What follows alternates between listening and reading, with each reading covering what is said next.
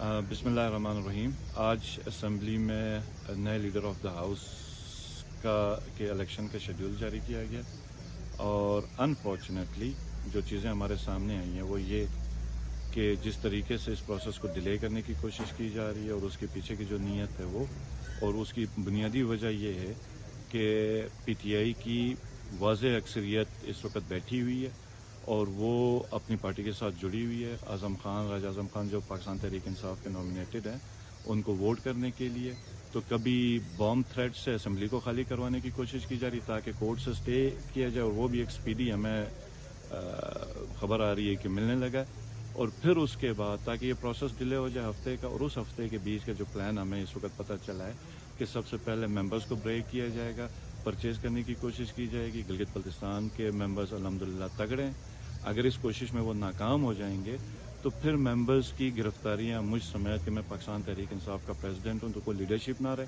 और चीदा मेंबर्स को गिरफ्तार किया जाए ताकि अददी अक्सरियत पीटीआई की ना रहे और फिर ये अपना इलेक्शन करें और गिलगित बल्तिस्तान में पीटीआई की हुकूमत इस तरीके से ख़त्म करें। तो मेरा एक सवाल है कि इतने हसास इलाके में इस तरीके से कानून को, उसूल को, ज़वाबित को रोंद के किसको क्या मिलेगा और इसके नताइज क्या होंगे, ये फिर सब तैयार हैं।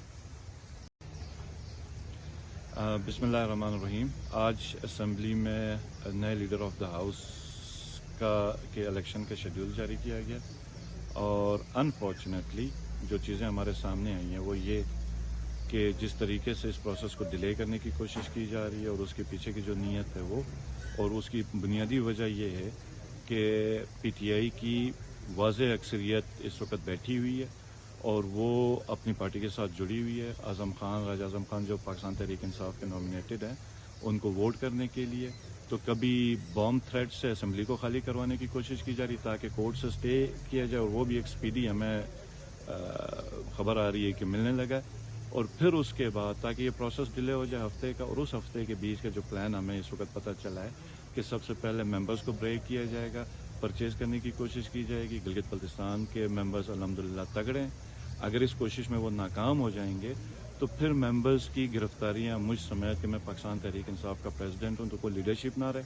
और चीदा मेंबर्स को गिरफ्तार किया जाए ताकि अददी अक्सरियत पीटीआई की ना रहे और फिर ये अपना इलेक्शन करें और गिलगित बल्तिस्तान में पीटीआई की हुकूमत इस तरीके से ख़त्म करें। तो मेरा एक सवाल है कि इतने हसास इलाके में इस तरीके से कानून को, उसूल को, ज़वाबित को रोंद के किसको क्या मिलेगा और इसके नताइज क्या होंगे, ये फिर सब तैयार हैं। ज़वाबित को रोंद के किसको क्या मिलेगा और इसके नताइज क्या होंगे, ये फिर सब तैयार हैं।